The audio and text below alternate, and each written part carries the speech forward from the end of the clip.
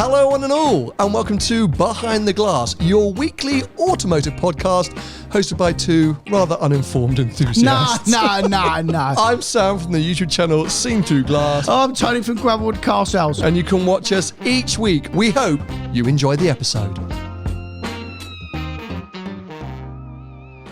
Well, everyone, welcome to a new series here on the Behind the Glass podcast. A new iteration, would you like, of the Rate My Ride episodes. Is it a new series? We've done this before. Oh, actually, we have done this before, you're right, but we're introducing it as a regular format. All right, so how about backed by popular demand? Haha, look at that. You're getting good at this, aren't you? Brilliant at it. Backed by popular demand, you find Tony and I sitting in a car. Rather than being in a studio or in your showroom, we are in a car and we are here to rate someone's ride. And this is not any old car, by the way. This is a proper car. Yes, because as you would have guessed from the title, we are in a Ferrari SF90 Stradale. You know what blows my mind more than the fact that we're sitting in an SF90 is that one of our listeners owns an SF90. I know. I thought you all had like Peugeots and Fiestas. Well, they have a bit of both, mate. I mean, you can't believe the variety of our followers. No, I know. It's I'm incredible. joking. I was winding them up or attempting Was to you? wind them up. Yeah. Because I know, and based on a lot of our live events, what incredible cars some of them have. Absolutely. And yes, we're gonna shout out the Instagram handle. Always turn left. Absolute legend for giving us the keys to his SF90 Stradale Assetto Fiorano. And it's a beautiful car, this car, by the way. It's a beautiful car. So it is, well, actually I should have got the paint colour. I'm guessing, is this a Rosso Fuoco? I don't think it's, is it Mars? Is it Oh, Rosso yes. Mars? I think you might be right. It's a darker red. For those of you listening, it's a deep, dark shade of red that on today's, well, overcast British weather actually still looks amazing. It does. I can imagine in the sunshine it would look insane, but yeah, it's a very overcast, gloomy day, but it still looks awesome. And then it's got the Assetto Fiorano silver sort of stripe that goes over the top of the car to the rear. Oh, sorry, I'm just adjusting my mirror. You were trying to stripe. No, I was Oh my God, what are you doing? adjusting my mirror. It's just, we literally picked this car up 5 minutes ago. Weirdly, it's been living at the Museum. Yeah. So that was a nice coincidence, I suppose. So we went to collect it from the Museum, currently parked very unglamorously on a BP petrol forecourt at the services. Well, I had to go away. Yeah, I didn't know if we were going to reveal that, but Yeah, it's all thanks for the information, Tony.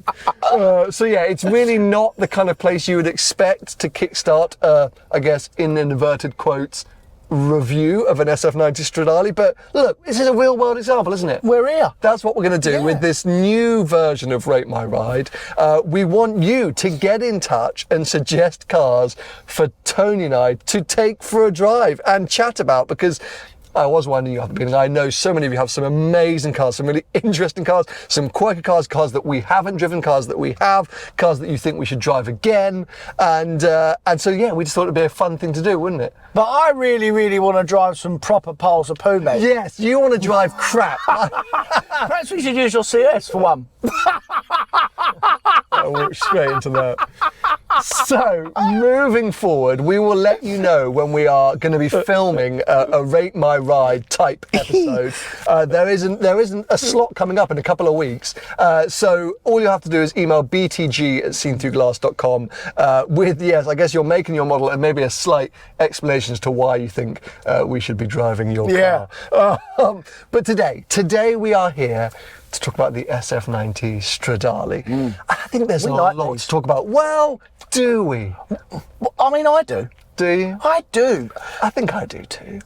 Well, hold on a minute. Can we talk about the price first? Well, yes, I guess that's a good place to start. Yeah, because that's why I think I like it even more than what I should. When you consider what this car actually is, it's basically a hypercar, mate. Let's not beat around the bush. It is a hypercar. Now, you'd think this would have been upwards of £500,000, this car. So performance for a hypercar, that's incredible. Like, for £500,000 you get hypercar performance. But on the used market, They're 350 grand. Well, that is actually the really crazy point, and that's why I thought this would be a great way to kickstart this series, is because, well, it's suddenly a bargain hypercar. I mean, I know it's ridiculous to say 300 odd grand is a bargain. But when you consider the performance, what this represents for Ferrari, what Ferrari are doing right now, the fact that you can get in one of these cars for well under $500,000, well under list price, is quite insane. So let's power this thing up. We'll start driving. I will drive for the first half of the episode. Then we will switch around and Tony will drive for the second half. How are you going to power it up? Well, there we go. Hybrid or? Yes, so what are you going to do? This is the most interesting thing which I really want to get into. Because of this new generation Ferrari moving everything to the steering wheel, my start-stop button is like a haptic glowing light on the steering wheel which says engine start-stop. What is going to happen, Tony, when that steering wheel breaks? Because it will. Well, you don't know that, mate. It might not break. It will 100% break at some point. How else can you start or turn the ignition on of this car? Well, you can't just ring Ferrari up. Luckily, Ferrari warrant their vehicles for up to 15 years. All right, you've got to pay after year 4. Are they paying you? No. No, I'm just saying this is the parameters of the brand. Okay, right? sure. I'm going to say good things. I'm going to say bad things. I'm going to be honest. Fair. So you can warrant a Ferrari up to the age of 15 years old. So I'd advise you that once year 4 runs out, make sure you buy a Ferrari warranty. Well, for today, this haptic button is working. So I just tap it once with my thumb. The ignition turns on. Whoa! The car fires into life and does some beeps and some things like that. Various noises start. And then to actually power on, foot on the brake. Would you like to tell the ladies and gentlemen what you said the first time you got in it? When I got in this morning and it was only the ignition on, obviously when you start the ignition in the car, you get a check engine light, don't you? Because the engine's not on. And I was like, oh no, it's already got a check engine light. I was like, oh, it's not actually on. I had a panic because these cars do, or have been known. They've been known. For having issues. And I thought, oh no, what a disaster. But anyway, all is seemingly fine. And believe it or not, you might not be able to hear it, listeners. You might not have noticed it, viewers. The car is on. We're on. We're on. And we know it's on because although it's in P, it says in green writing, ready. You're right. On the dash, it says ready. But at the moment, we're in the hybrid setting for the powertrain deployment, or would you call it deployment? Mate, don't turn this up today, will you? Because it's wet and cold and it's on 7 degrees Celsius. It's on cut 2s. Do you know that for a fact? I know that for a fact. It's standard. Well, no, but he might have put it on winters. The owner might have put it on winters. Well, I mean... We should have looked, shouldn't we? Okay. Well, everything is telling me that the car is cold. I've got a graphic showing the sort of, well, what do you call that? Like an X-ray version of the car. The engine is in blue for cold. The tyres are in blue for cold. But it is telling me that we're ready to go. So I'm going to pull this absolutely massive shift lever behind the steering wheel. Lever? Yeah. Lever? I know, but I say lever. What? Pull the lever, crank! It's anyway. It's your shooting days. On the farm. No. So it's now in D. Yeah. It's now in D, and there's a little hum. So that's because you've got E beside it, sir. That's because I'm in E mode, which is only theoretically good for about 50 miles on full charge. We've got 10-mile range of pure E driving. But what will happen is once we get on it, the engine will kick into life. So look, we're moving, Tony. We are moving. We are moving through the petrol station silently. Would you like to go through with the ladies and gentlemen the 4 or 5 modes that are actually on the car? We'll do that once we leave said petrol station because I'm a little bit lost right now and I want to concentrate. Hold on a sec. This is the hard part of reviewing a car via podcast as a one take. A lot of things going through the brain at any one point, especially when you're driving somebody else's car.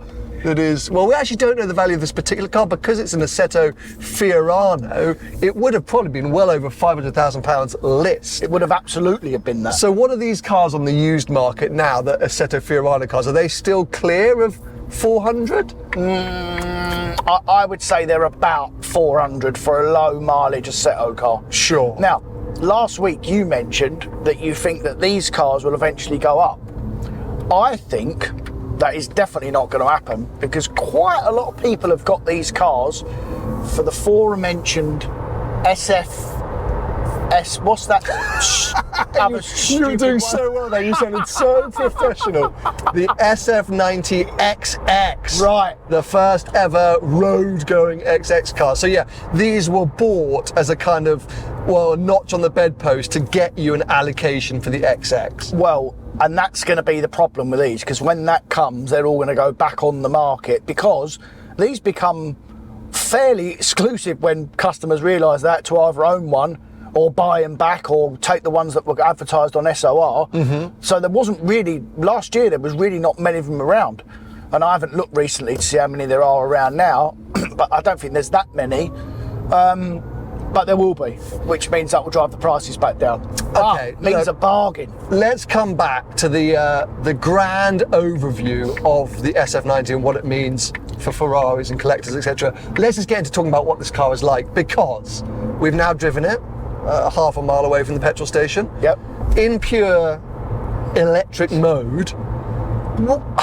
Can I just get the elephant in the room out the way? Yeah. I am really not getting any of the usual Ferrari fizz like this. Actually, in fact, even since we collected this car, it's an amazing bit of kit, this thing. It's it's a £500,000 car, etc., etc. But I'm just a bit I don't know. But when was the last time you got into a Ferrari, a modern Ferrari, and got that fizz? 296. Really? Mm-hmm. Oh, right, I didn't get it with the 296. Oh, I love the 296. Yeah, I mean, I like it as well. And this, but I think the 296 and this are very similar in terms of fizz, mate.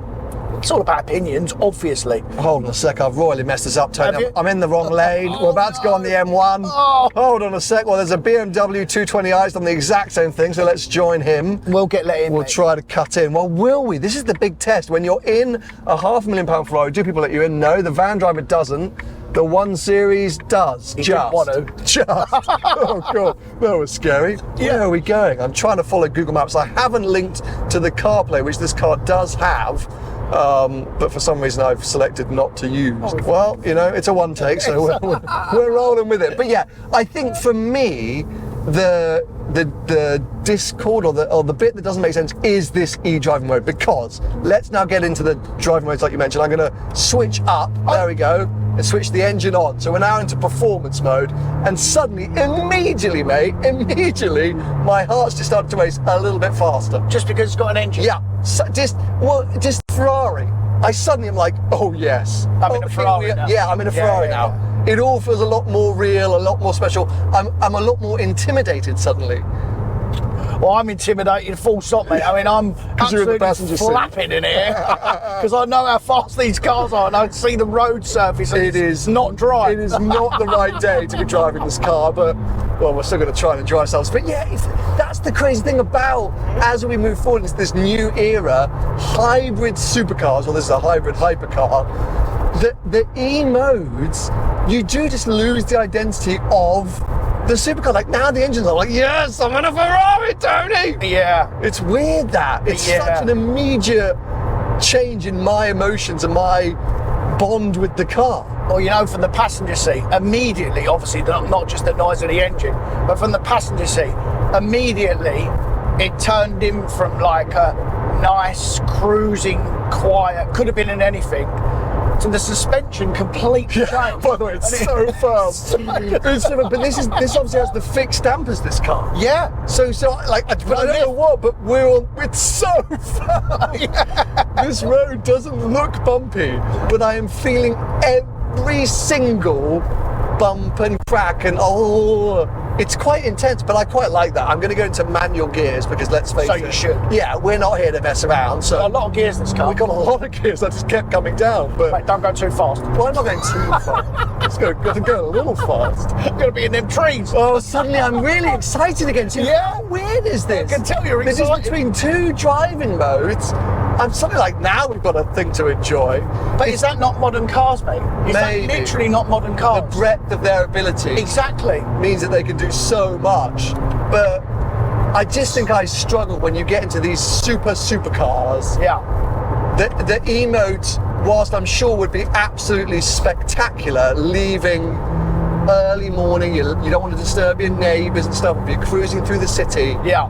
But it does remove some of the specialness. Yeah. But you feel special now. I feel really special now, I have to say.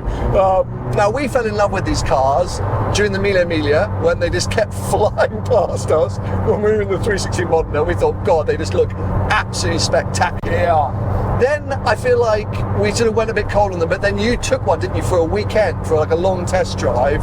I took one for a weekend long test drive, and in this country, in the UK, and for viewers that don't follow us in the UK, the roads aren't fantastic like most of Europe and other parts of the world that we've driven on.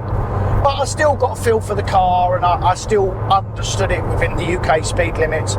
But when I really realised how good this car was last year when I spent some time abroad in one. Ah, okay, of course, because you did your big trip. Yeah. There were 2 cars with you on that There group? were 2. There was a Spider and a Coupe, and I drove them half a day each. So I spent plenty of time with them. I've probably done 400 miles probably. Okay. And that they were mega, mate. The Coupe, as we know, Ferrari convertibles and coupes, there is a difference between the rigidity, rigidity, of the ride and the car being a coupe and not a convertible. You feel a bit of flex in the body, basically. In the convertible, for sure, yeah. Whereas the coupe felt way more planted, and especially in like faster corners, you know. So I much preferred the coupe.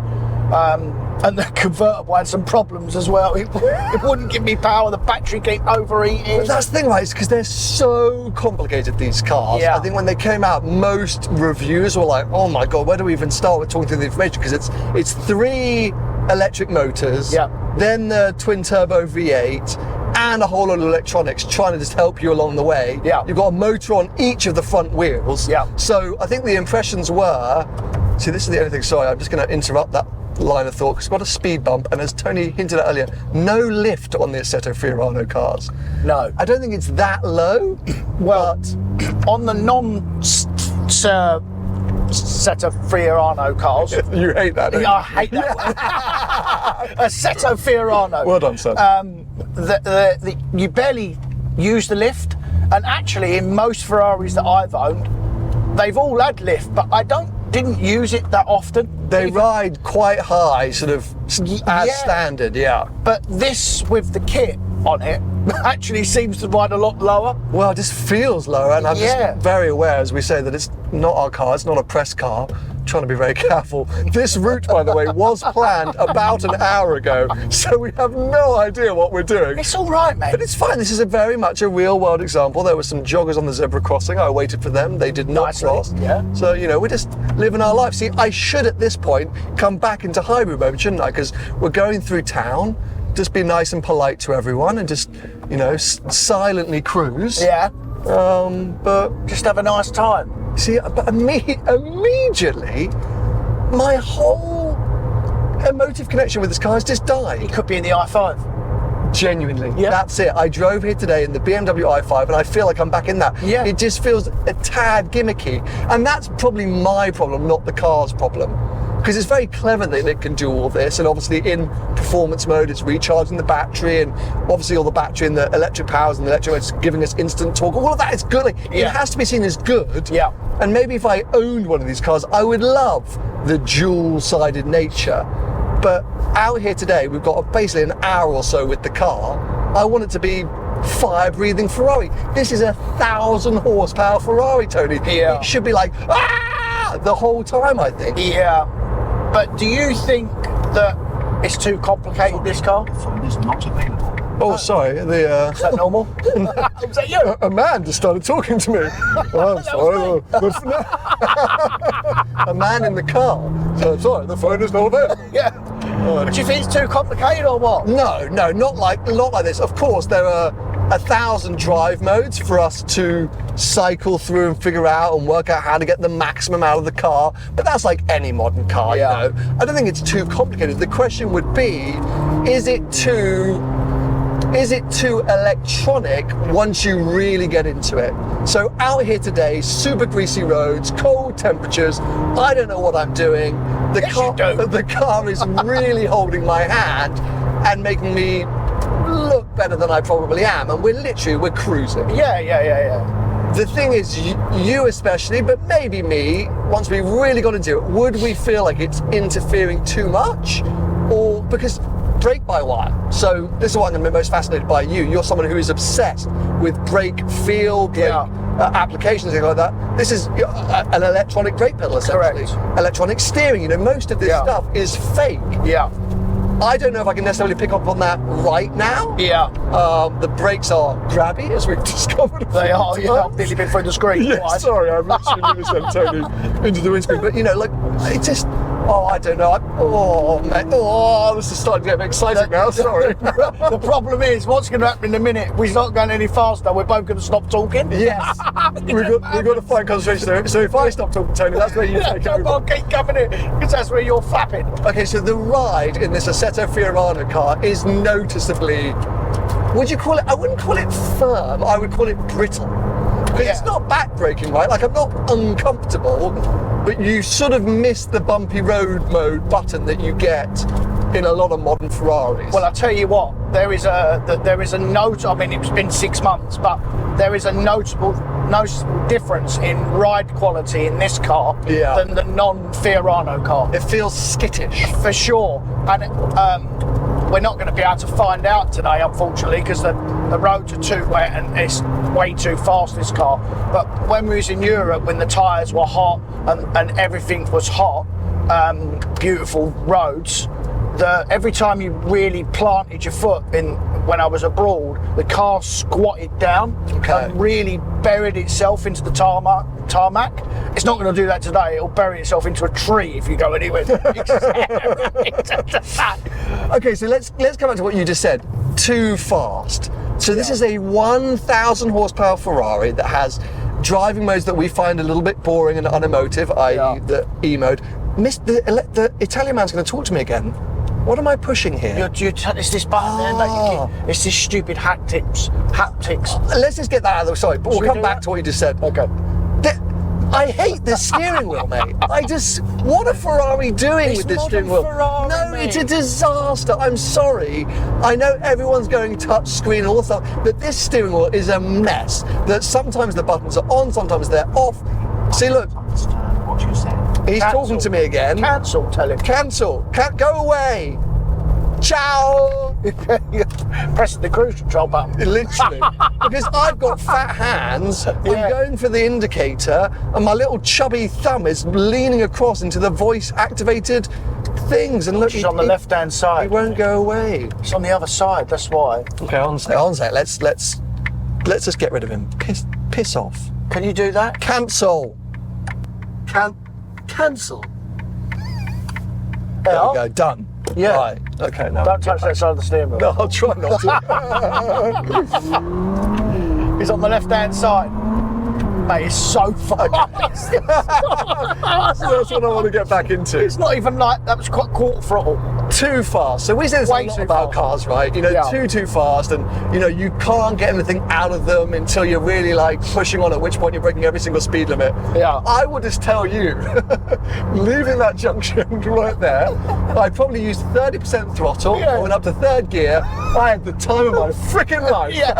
My heart was racing. I felt like a little bit of a loose traction. Like, I can still personally get enjoyment out of this. We're going to quite a lot of traction like going on here. So too fast. Is it dependent on the occasion? Because when it's this miserable outside, when you've got this little traction, when the weather's this crap, is it quite exciting to have this much power? Well, I mean, you don't need to go fast to be excited. I mean, we're literally doing the speed limit. We're on what would you say? This is a B road? It's a B road. It's a B road, which, for international viewers, it's a back road. It's a back road, okay. Yeah. So speed limit 40, 50 mile an hour, which is what we're doing. But we're like excitable children. But this is what I mean, is that we are also the worst at this, for knocking cars for being too fast. Oh, it's too much power. But they're all too fast. Mate, I'm having a great time. Yeah. Like honestly, So, I'm all over the place, Tony. I don't know what to do here. Because I've sort of slightly been like SF90, Schmef90. Like, you know, I'm like, it's kind of not necessarily ticked all of my boxes. Right. I drove one in Australia, the Lee Collection, stunning car, for the day, mainly in traffic. And to be fair, mainly on the highway. So maybe that was where the problem would lay. I can't remember if that car was an Assetto Fiorano car or not, but being out here in my home country on twisty, narrow, gross roads, suddenly this thing feels way more lively and exciting. Like, I'm really into it. Yeah. No, mate, it's a proper bit of kit, this car. I know some people like slag it off a bit because it's electronic, and the real reviewers say it's understeery because the front motors push it on, and you have to drive it differently to a normal V8 mid-engine Ferrari, and they're right. But there's a way to drive this car, and if you get it right, it is unbelievably rewarding. We're not going to be able to do that today because of the conditions of the road, and we're in the UK, but we're going to experience enough of it to understand how good it is, because it's bloody good, this car, mate. Well, let's see. There's a national speed limit sign, and you really have to hold on, Tony. For audio viewers, I now have my head in my hands. For audio viewers, Tony has pooped himself. I've soiled myself.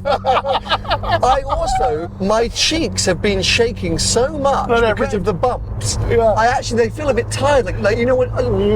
This needs to lose some weight, mate. We're talking about. True that. But the firmness of the ride is actually helping me make this car feel a bit more special. Yeah. Oh, I like it, Tony. Yes. I like it. I've really come round. So look, let's find someone to pull over. Sorry, one last acceleration. Let's swap places. I'll get you behind the wheel, and we can chat a bit more about what does this mean for the future of Ferrari? What does it mean that it's theoretically devalued or depreciated so much, etc., etc. Oh my God, I have pressed the talking man button again. Yeah, you keep doing it, man. I'm fuming. I would, yeah, okay. Right. Back with you in a second when Tony is behind the wheel. Tony has taken his seat behind the wheel, and the rain has got heavier. No! No! Genuinely, as it's your turn, the rain has definitely increased.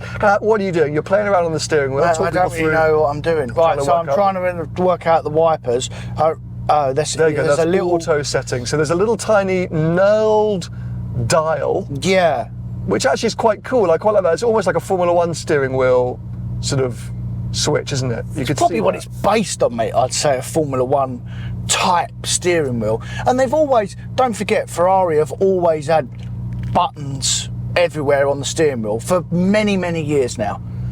458 probably first time, was that right? Well, that was the first with the indicators on the steering wheel, wasn't it? Yeah, but most of the controls, you know, you've got the Manatino. Manatino. Right, okay. The switch that controls the power. The driving mode. Yep, is on the right hand side. We'll turn it all off in a minute, just to scare Sam. No, we're not going to do that today. And everything's all in front of you now, which is all lovely in normal circumstances. But, as Sam said earlier, it's got this stupid steering wheel that... It's all touchscreen. It would be annoying, fine if the buttons or the things that they were using, if it was buttons, if you could feel it. Because that's the problem, is you have to look. The whole point was, and I remember the briefings about this, we have studied the way the driver looks, and so that theoretically your eyes can always be on the road. They're not. It's worse. Because you're looking down at this stupid steering wheel, activating the touchscreen, deactivating the touchscreen, moving your thumb on the joystick. The thing is a mess. But it looks very nice. I'll give them that. The problem is, as well, is we're in such a fast car.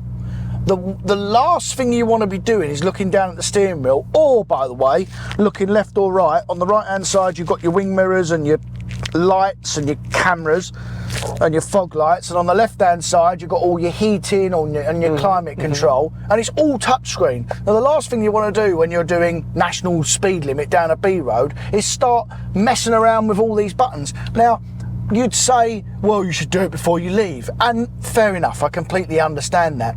But, sometimes as humans, we have certain circumstances where we might be a little bit cold, or we might be a little bit hot.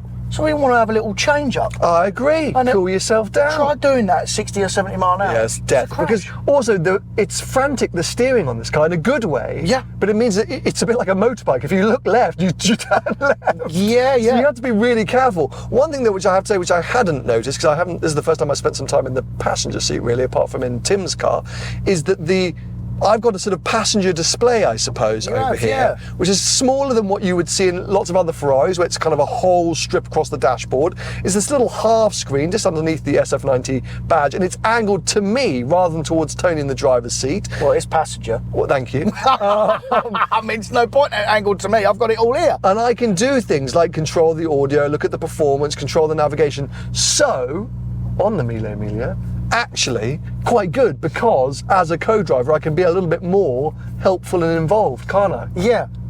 All the time you got a passenger. If you haven't got a passenger, mate, it's dangerous. Ferraris, stop it. Other things that I'm noticing now that I'm in the passenger seat, so much carbon fibre in this interior. Yeah. So much carbon fibre. Can we drive? I'm gonna go. Please, I'm gonna drive. please do. Okay. Can we mention the fact that this car has got literally no luggage space? Yes. Okay. So maybe this is where we start to get into the problems of, oh my God, why did I trust Tony behind the wheel? Well, the problem is, mate, it's not very nice there, is it? No, in the passenger seat. It's not very terrifying. nice. I mean, I feel completely comfortable now because I'm driving. Yes. I'm not even going that fast. I'm going quite slow. regret the decision to let you But drive. the problem is with these cars is that they're very skitty. The steering is, as you said, it's very direct, like all Ferraris. Yeah. And it's really easy to put it in a bush. It's very easy You've to got put to in be a a bush. little bit careful. The brakes are really, really grabby. So grabby. Barely touch the brakes. You just got to hover over the brakes, and they instantly start to work. So. It's exciting though, isn't it? Mate, I literally feel it's so weird because when I was sitting where you felt, I was quite frightened. Yes, as I am now. These cars are so intimidating, and I think people are intimidated by them before they drive them because of the headline figures of power: 1,000 horsepower, nearly 1,000 Newton meters of torque. I mean, it's off the charts, mate. Turning left. And turning left. Turning left. It's off. It's luckier because I don't really know what I'm doing. No. But you say that, I think oh my God, he's giving it large. Bloody hell, Tony. Remember, this is a viewer's ride. I'm not getting far, going slowly. It's mad, isn't it? Mate, I'm doing what you're doing. I'm doing 25% throttle. Yeah, just to make it clear to people, he did 42 miles an hour was the top speed there. It felt like we were doing 306. And it felt like I was about to go in a bush. But in E mode, in the electric mode, it does feel unintimidating. That's the thing, is actually you lose all of that when you're just pottering around, which makes sense. Like this car only goes up to I think 80 miles an hour. It's not supposed to be driven in that E mode in any kind of exhilarating way. But the minute it turns on, suddenly it becomes a little bit scary again. I also question whether, in this setup, in this more poised, lighter Fiorano setup, that's aiding towards making it feel a little bit more intimidating. But mate, I wouldn't drive this in. If this was my car, I would never drive it in EV mode because you'd just be in any other car. Maybe I'm getting too hung up on that. What's the point? There's literally no point. It does 10 miles. It's a bit of a gimmick. What it's actually good for, the EV mode, is obviously substituting the power, compensating for the engine power and filling in the gaps. Of course. Instant torque, instant responsiveness. Instant everything, So this is easily the fastest car I've ever driven. I mean, you cannot compute on a nice dry road with everything off. And by the way, when it's hot and the tyres are hot, you can turn everything off and it's fine, It's not like, oh my God, it's going to put you in a hedge. It's only because today, we're in the UK, the roads are greasy and horrible, it's 7 degrees, as we said, and you literally just can't get the power down. But you can't get the power down in a 200 horsepower car today. we've got a little Abarth in front of us now, following a little Abarth. We like them. We love those. That's a 695. It's beautiful. If you put your foot down in that, you'd be all over the place in that. It's got 200 horsepower. Well, he would get away from us on this road if he wanted to. Well, I don't know about that. My competitive head would come out. You really would. We definitely would crash it out. So on a hot, dry road, everything off. I mean, you mean fully ESC Turn it off. Because some of those initial reviews, especially on track, said that with everything off, the car was a little bit unpredictable because all the electronics were fighting each other, and they were trying to. You should have had to, as you say, drive the car differently, and it made it almost harder. Where in CT off, which is one position back on Ferrari's driving modes on the Manettino, where it's really helping you and aiding you, all those electronics are kind of assisting you.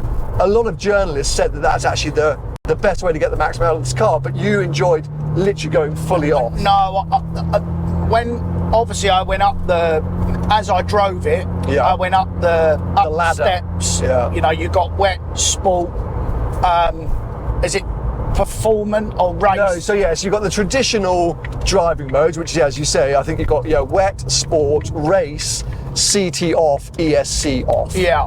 And then you have the hybrid performance qualify. I think is maximum 1,000 horsepower deployment. So but turn it up, turn it off, basically. Okay. That's what you got to do. Turn it up, turn it off, get everything hot, then enjoy yourself. Because I think it's less intrusive when everything's off, personally. Interesting. Now, I think it gets its power down properly, because the race is a bit better because it'll give you a little bit of slip. But when everything's hot, mate, it's got a lot of grip, this car. Sure. Way more than like a Pista or something. It's got loads and loads of grip. And like I said, what I really took from the trip away was, okay, you have to take the corners differently, but once you get out the corners, it's got so much torque and power that the car just squats down. I remember trying to explain it to you when we was on the podcast. It was a bit Turbo S-like, but turned up, and you remember them, they just squat down and it sods off, so it doesn't really break in traction. It's fine. So if this car is so impressive and we've enjoyed driving it on this horrific day, not very far, why are they plummeting in value? Why do people overlook them? Why are they sort of knocked as a shoulda, woulda, coulda, but didn't deliver? Like, what went wrong? Well, firstly, I personally think marketing. I think this car was really badly marketed by Ferrari. When they released it, they said first of all, they said it was going to be a really like a numbered or really short supply car. I believe they only were ever going to make 1,500 of each car, but never really said that. They said it was going to be like a mass-produced car. So I think all the people went in and threw all their deposits down, and then went, actually, if it's not going to be a numbered car, like, what's the point? Like, I don't want to lose a load of money on it. And then people would have been right because they've had a toilet. But, mate, I literally cannot think for the money today really of a much better car than this. If you want hypercar performance, and it's made us smile today. Oh my God, really has. And we've got 5% of the performance. If you want a car that, and these modern cars, they are 4 cars in one, aren't they now? Yeah. As we've already said. Yeah. Try and think of anything better than one of these, mate. Well, I mean, even if you look at the used Ferrari market, are these approaching Pista money?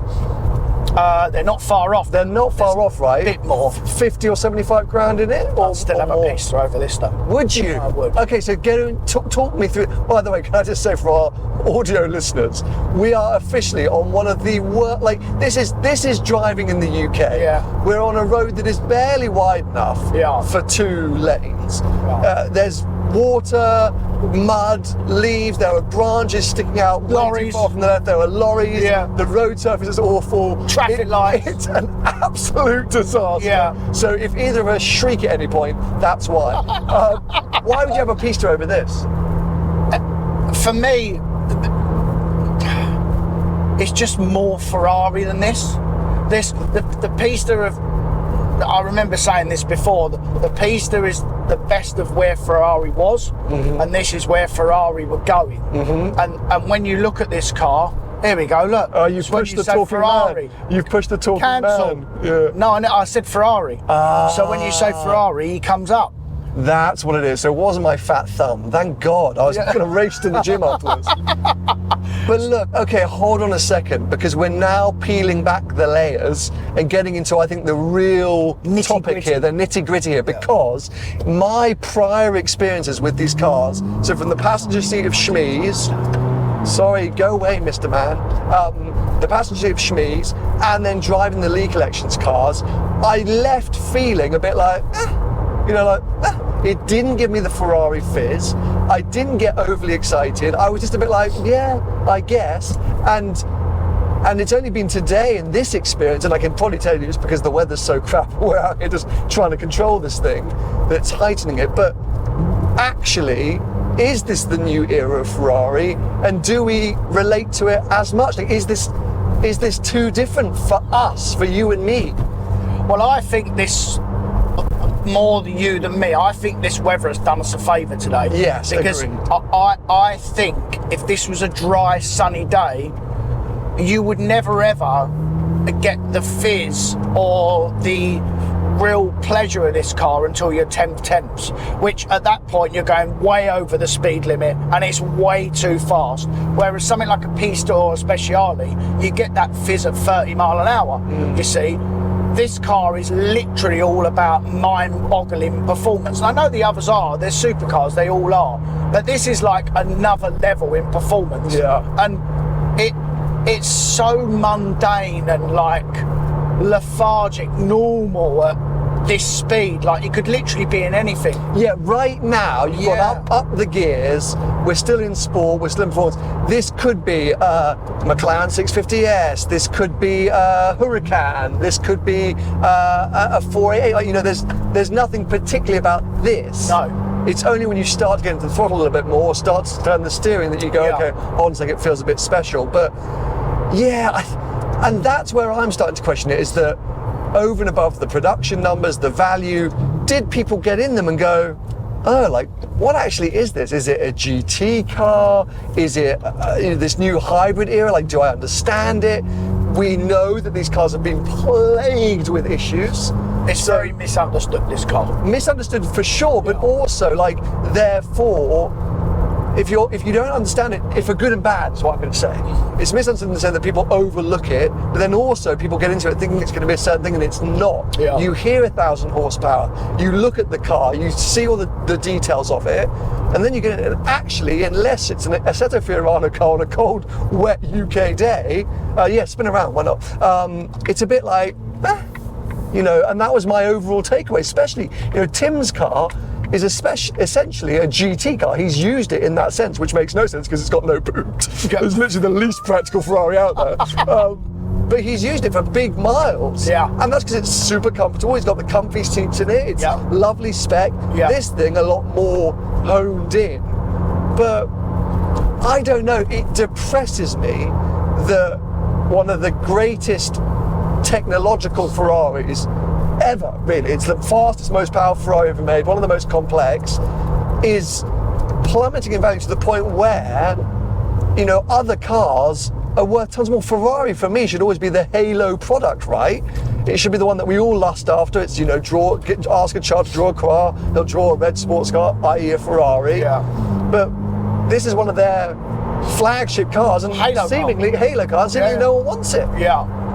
That worries me, because we're seeing the same with the 296. We spoke about it last week on the podcast. Yeah. We're seeing the same with the Romas.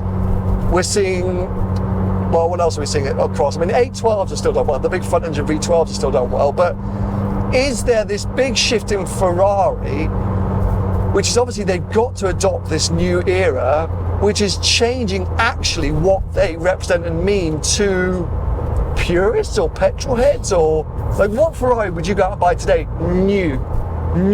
I wouldn't. There's not one in the lineup that you go and order new. No, not today. So that's worrying, isn't it? And well, yeah, being that I've had loads of them. But secondly, as well, mate, as you're talking, I'm thinking in my head now that Ferrari, that special SF90's come out. Yeah. Obviously, You've activated it's so annoying. It's so annoying. It's I mean, I guess if you owned this car, you wouldn't spend your life saying Ferrari. No. But I'm in my Ferrari. Hello, how can I help you? It's not built for reviewers. But obviously, we've said it about 50 million times today, so it keeps turning on. It keeps turning on. Well, does it make this car pointless, or the one to have, or the bargain? My thing is the standard car the wrong car? Is that the misconception? If you go and buy a standard SF90 Stradale, get in and go, oh, hold on a second, it's all a bit soft, it's all a bit approachable, it's not exciting in any way. Like, this is a 1,000 horsepower flagship Ferrari, and what does it do for me? But this, I think I've found more intriguing, and it's now going to be the half price XX. I see it the other way round. Okay. If I'm honest, I see it that this has less purpose than the standard one. Sure. I think the standard one stays where it is. Yeah. Personally, I think this one, it might be a bit of a bargain if you're comparing it to the XX thing, or if you can't get one. But don't forget, quite a lot of these cars will be going in part exchange for the XX. So when you look on the market, like, I think the standard one for most people is the one to have. It's the one to have. I think so, yeah. Yeah, you might. I mean, it's such a weird one. Look, I'm definitely changing my rhetoric around this car now. I think prior to today, I was a bit like, I thought I knew what we were getting into. I thought I knew what we were going to talk about. I've actually really enjoyed the experience. And I kind of want to have the experience that you had now of driving one of these flat out in Europe, like on a proper road, to really understand it. It's another level, mate.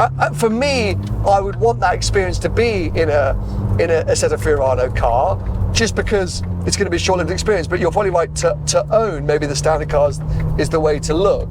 But yeah, I don't know. It still makes me concerned, let's say, about the future of the Ferrari in terms of the brand that I love, because I'm sort of the same.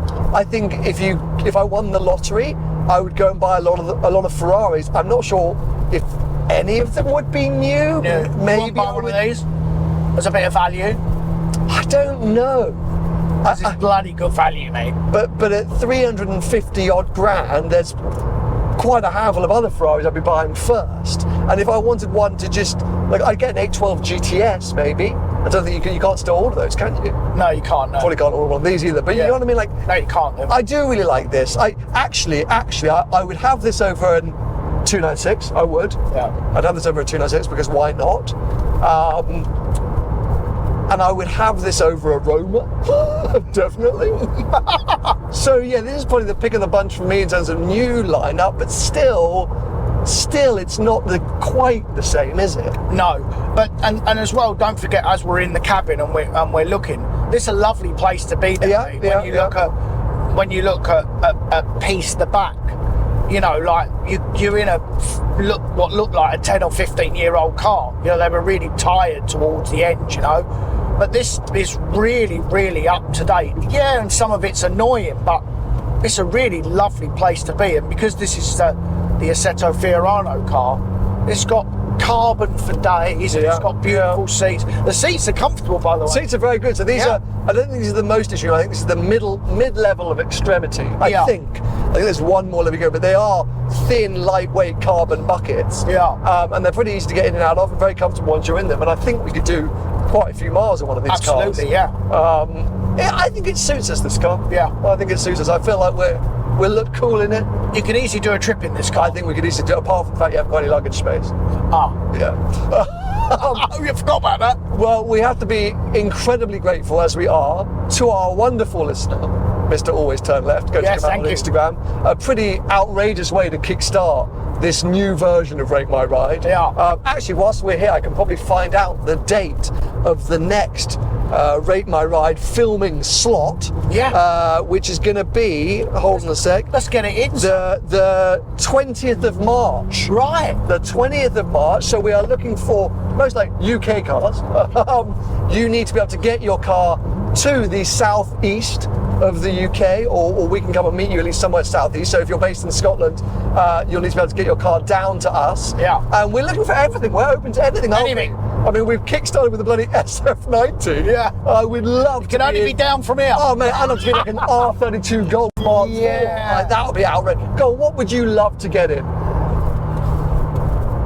Like something really retro, like a Sierra Cosworth or something like that. Nice. I've never experienced one of those, so I'd be very intrigued. It's like a diesel, they are. Is it? It's nothing, power, I love nothing. That. I love that. I want to get in something which I can determined to make you change your mind about, like a Project 8 Jaguar. Yeah, but that'll be a good car. Okay, let's save it. Okay, we'll see. I'm just about to go in on you.